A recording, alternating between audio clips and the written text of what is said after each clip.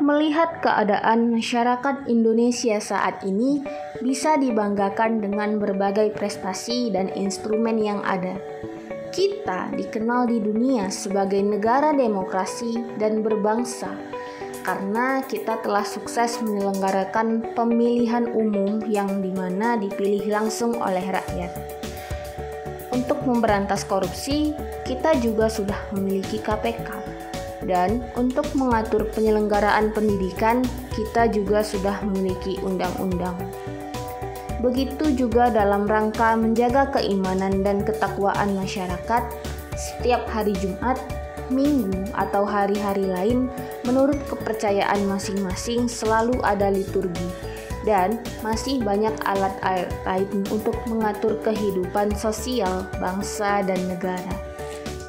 Namun di sisi lain, kita juga khawatir dalam menghadapi berbagai masalah sosial etnis yang akut dan kompleks.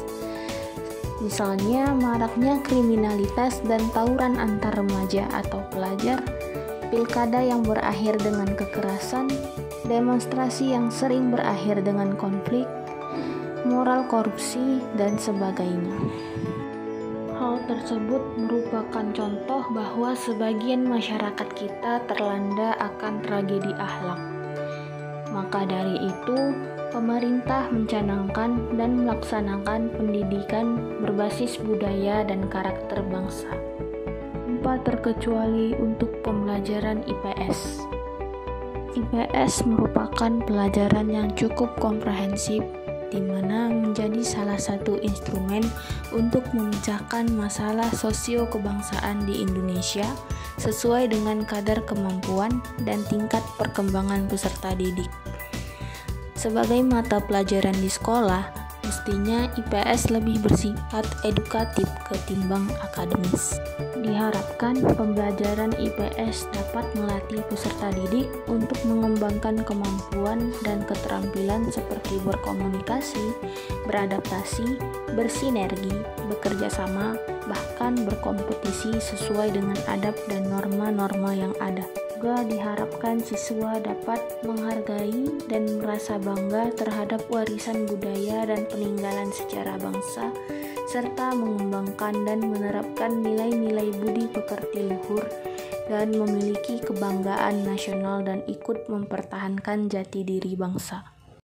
Adapun proses dalam pembelajaran IPS sebagaimana pembelajaran pada umumnya harus dibangun sebagai sebuah proses transaksi kultural yang harus mengembangkan karakter sebagai bagian yang tak terpisahkan dari pengembangan IPDEK pada umumnya.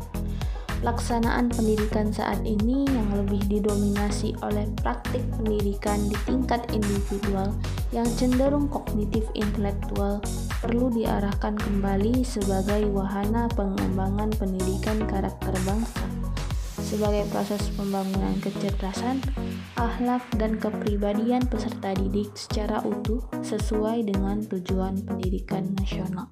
Hal ini berkaitan dengan 6 dimensi profil pelajar Pancasila. Yang pertama, beriman bertakwa kepada Tuhan Yang Maha Esa dan berakhlak mulia. Yang kedua, mandiri. Yang ketiga, bergotong royong. Yang keempat, berkebinekaan global. Yang kelima, bernalar kritis. Dan yang keenam adalah kreatif.